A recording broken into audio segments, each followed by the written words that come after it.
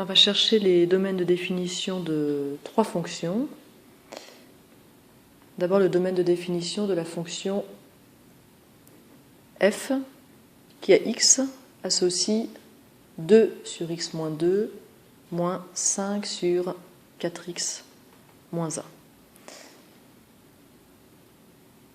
Donc, pour cette fonction, on se rend compte qu'il y a deux problèmes qui peuvent se poser. Une division par 0 ici, on a un dénominateur avec du x, et une division par 0 ici également. On a donc deux jeux de valeurs interdites à chercher. D'une part, pour la partie 2 sur x moins 2, où le dénominateur ne doit pas s'annuler. Et donc on va être amené à résoudre x moins 2 égale à 0, c'est-à-dire x égale 2. Et puis on a, d'autre part, les valeurs interdites pour la partie 5 sur 4x moins 1. Et là, le dénominateur, c'est 4x moins 1. À nouveau, il ne doit pas s'annuler, c'est-à-dire qu'on ne doit pas avoir x égale à 1 quart. À part ça, pas de problème. Et donc, le domaine de définition de ma fonction, c'est tous les nombres réels, sauf 1 quart et 2.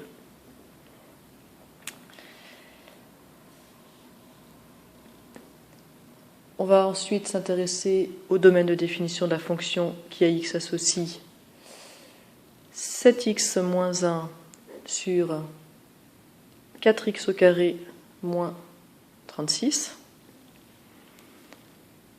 Pour cette fonction, il y a un seul problème qui peut se poser, ce serait que ce dénominateur ici s'annule. On va donc chercher les valeurs interdites liées à ce dénominateur qui pourrait s'annuler.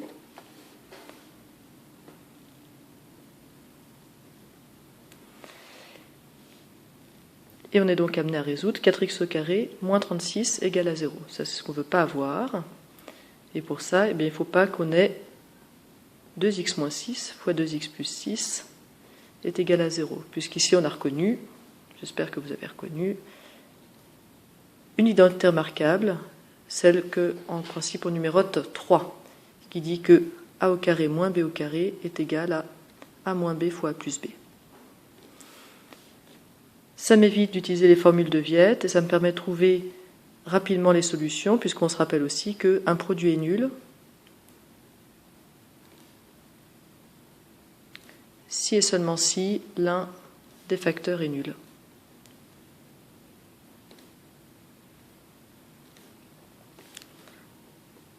Et donc l'équation qui précède est équivalente à 2x moins 6 égale 0 ou 2x plus 6 égale 0, ce qui me donne x égale 6 sur 2, donc 3, ou bien x égale moins 6 sur 2, c'est-à-dire moins 3. J'ai donc deux valeurs interdites, 3 et moins 3.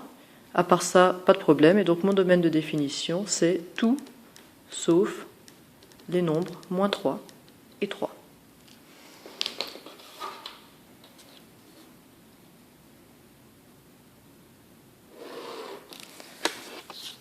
On va s'intéresser au domaine de définition d'une dernière fonction. C'est la fonction qu'on appelle encore f et qui à x associe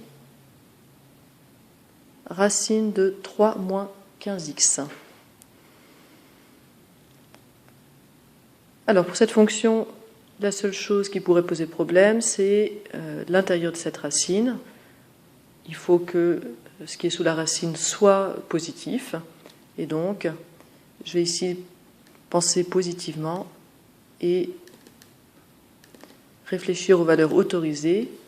Les valeurs autorisées, c'est celles qui vérifient que 3 moins 15x soit bien positif ou nul. La racine de 0 existe, elle est égale à 0.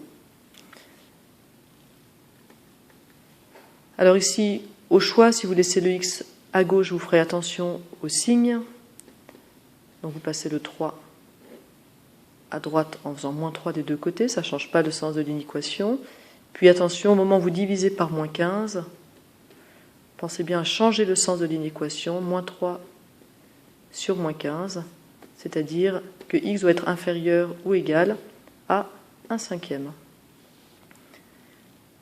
C'est la seule condition d'existence de ma fonction, et donc le domaine de définition, c'est tous les nombres pour lesquels x est plus petit que 1/5, c'est-à-dire tous les nombres depuis moins l'infini jusqu'à 1/5 inclus.